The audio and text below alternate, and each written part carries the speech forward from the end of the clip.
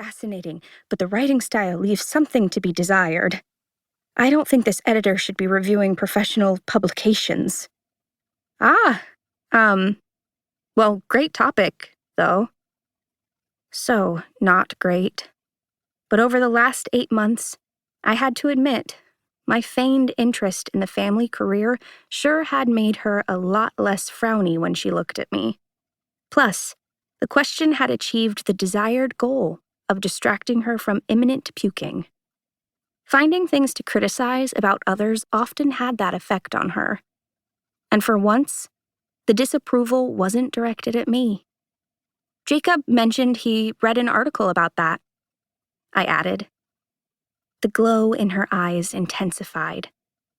The only thing she loved more than my made-up, newfound love for optometry was my made-up, future healthcare professional boyfriend. It was good to know my imagination was able to please her, even if I rarely was. We jostled against each other as the plane dipped lower. "Close the shade, please. Or put on your sunglasses. The UV rays are terrible for your eyes." I sighed and shut out the beautiful view. Maybe it was for the best, to keep me from dwelling on out-of-reach dreams. "I hope your sister and Neil had a smoother ride." Yes, Alana, my 22-year-old sister, was dating a guy named Neil.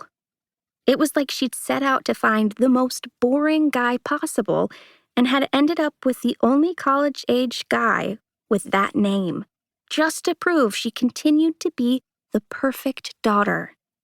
The one destined to achieve the ideal balance of collegiate career success and a stable, predictable relationship that my family valued. "I'm sure they're fine," I said.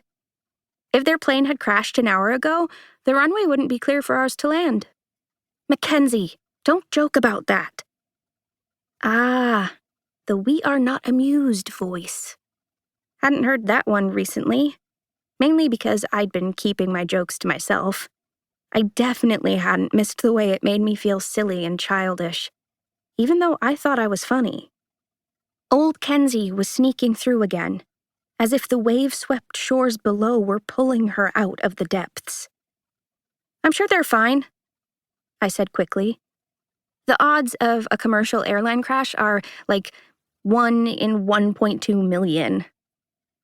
I'd memorized that fact prior to boarding to impress someone, and to calm my always worried mother. It was extremely gratifying to be able to use it to get myself out of trouble. "They're probably already at the resort with Gran."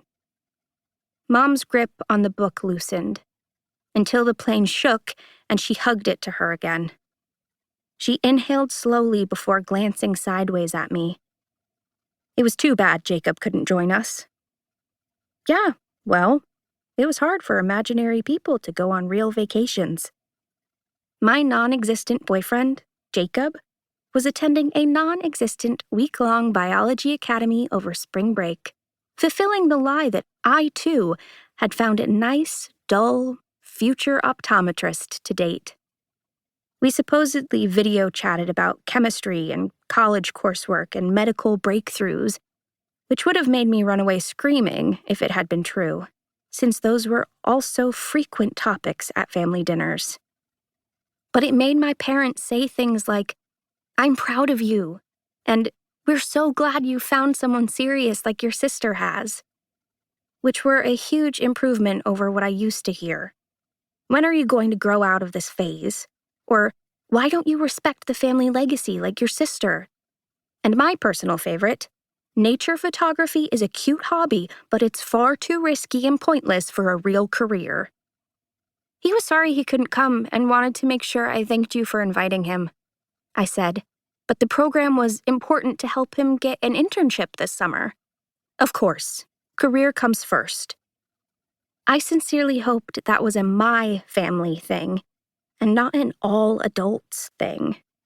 Because the idea of career coming first for the rest of my life was almost enough to make me want to stay in high school forever. My parents found work so important that I still couldn't believe we were here. But the family optometry practice